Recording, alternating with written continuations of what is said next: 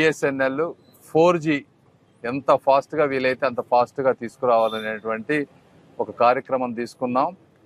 Daily reviews చేస్తూ ఈ సెప్టెంబర్కి 70%, next మార్చి కల్లా క్లోజ్ టు 100%, ఒక 1-2 మంత్స్ గ్రేస్ పీరియడ్ ఉన్న అటు ఇటుగా నెక్స్ట్ మార్చికి 100% 4G సేవలు ఇండియా మొత్తం బిఎస్ఎన్ఎల్లో తీసుకురావాలనేది మా ప్రయత్నం.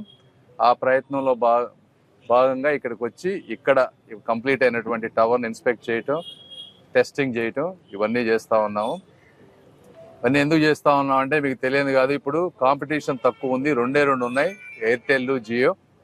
కాబట్టి కేంద్ర ప్రభుత్వం కొన్ని వేల కోట్ల రూపాయలు పెట్టి ఈ రోజున ఎక్స్ట్రా 4G కావాల్సిన టెక్నాలజీని, అడిషనల్ టవర్స్ సిటీస్లోనే కాకుండా రూరల్ ప్లేసెస్లో అత్యంత మారుమూల గ్రామాల్లో ఎక్కువ మంది డబ్బులు ఎక్కువ పెట్టి పే చేయలేరు.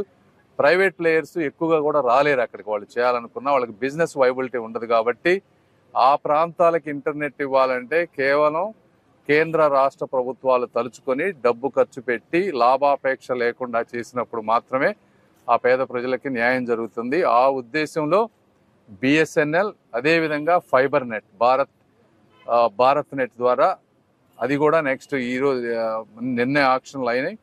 1-2 వీక్స్లో అంతా ఒక పద్ధతికి వస్తుంది. వచ్చిన తర్వాత ప్రతి గ్రామానికి, ప్రతి ఇంటికి కూడా ఫైబర్ హైయెస్ట్ స్పీడ్ వచ్చే విధంగా, ఇది చంద్రబాబు నాయుడు గారి కల కూడా.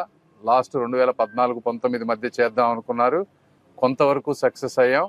ఇంకా కొన్ని గ్రామాల్లో చేయాల్సినటువంటి పరిస్థితి ఉంది. అదేవిధంగా ప్రధానమంత్రి మోదీ గారి కళ, వీళ్ళిద్దరి కళని సాకారం చేయటం కోసం సిఎండి గారు, మేము, శేషాచలం గారు అందరం కూడా ముఖ్యంగా ఆంధ్రప్రదేశ్లో పర్ఫెక్ట్గా ఇంప్లిమెంట్ అయ్యే విధంగా, అదేవిధంగా క్వాలిటీ సర్వీస్ వచ్చే విధంగా చేస్తామని కూడా మీ అందరికీ తెలియజేసుకుంటున్నాను. Thank you.